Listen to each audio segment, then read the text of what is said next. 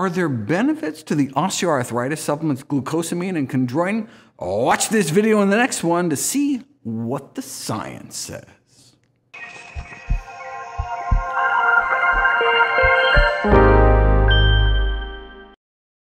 Global sales of glucosamine supplements is estimated at $2 billion. Glucosamine is a precursor to two of the major components of cartilage, though at the marginal blood levels achieved by supplementation, one would not expect it to contribute much to cartilage formation directly.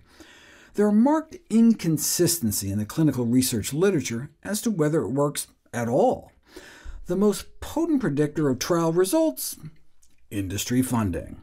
Studies sponsored by the product makers themselves showed that their patented products were beneficial, but independently funded studies showed glucosamine had no effect.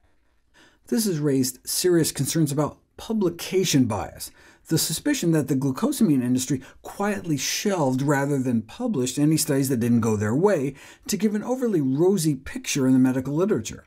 This is what led in part to the current American College of Rheumatology guidelines strongly recommending against the use of glucosamine. The proscription against glucosamine is echoed by some expert consensus guidelines, for example, the American Academy of Orthopedic Surgeons and Osteoarthritis Research Society International, but not others, such as the European Society for Clinical and Economic Aspects of Osteoporosis, Osteoarthritis, and Musculoskeletal Diseases, which allows an exception for pharmaceutical-grade glucosamine. Only this patented so-called crystalline glucosamine, sold as a prescription-only drug in Europe, has been decisively shown to improve osteoarthritic joint pain or function, whereas the over-the-counter glucosamine supplements sold in the U.S. offered mixed results with no overall effect, presumably because of quality control analyses by Consumer Reports and others found glucosamine supplements sometimes contained no glucosamine at all. An investigation of over a dozen glucosamine supplements found that only one contained the claimed dose on the label. So maybe the inconsistency in findings is less a matter of funding bias and more a reflection of the efficacy of using genuine glucosamine. I'd feel more confident in the industry results if they were more transparent with their participant-level results. A request for data sharing was reportedly denied by the owner of the crystalline glucosamine trials, which raises concerns about the robustness of their study findings.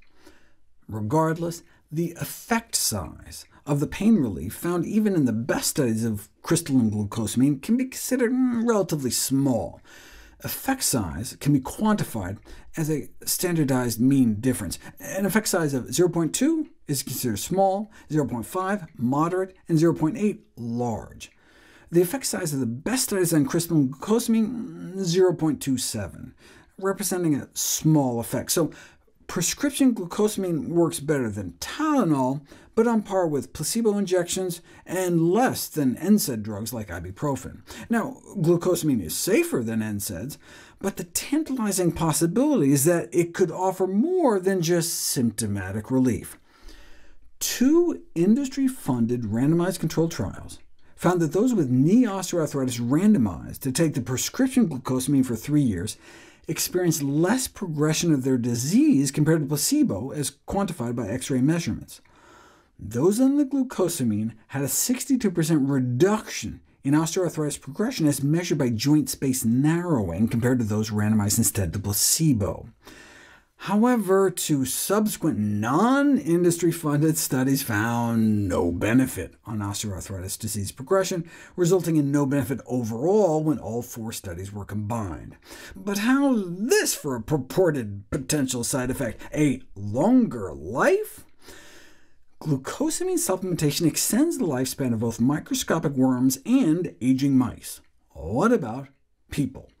In 2012, the Vitamins and Lifestyle cohort was the first to report on the relationship between glucosamine use and mortality. About 75,000 Washington state residents aged 50 through 76 were followed for about 7 years, and those taking glucosamine were 18% less likely to die in that period. In 2020, 2 other cohort studies were published on the matter, including the enormous UK Biobank study that followed nearly 500,000 people for 9 years. Glucosamine users were 15% less likely to die, And in a 2020 national U.S. study, users had 27% lower risk of death. Since glucosamine use has been associated with lower CRP blood levels, researchers suggest that this may be an anti-inflammatory effect, but when actually put to the test, glucosamine doesn't appear to affect CRP at all. A more likely explanation may be the so-called healthy user effect. Those who choose to take supplements tend to be healthier than those who don't. Studies show dietary supplement users are more likely to be female, more educated, and make healthier diet and lifestyle choices, such as exercising more and smoking less and being less sick. So presumably that's why observational studies found that those who take vitamins may have lower mortality rates, but when put to the test in interventional studies, there was no benefit or worse. One of the most dramatic examples of the healthy user effect is the finding that elders who take flu vaccines appear to cut their risk of all-cause winter mortality by 50%, when seasonal flu itself rarely causes more than 10% of excess winter deaths. That's why randomized controlled trials are so critical to establishing cause and effect, and we have no such data as of yet for glucosamine. The cohort studies did try to adjust for factors such as age, obesity, exercise, education, and smoking status, but it's not possible to control for unmeasured lifestyle confounders.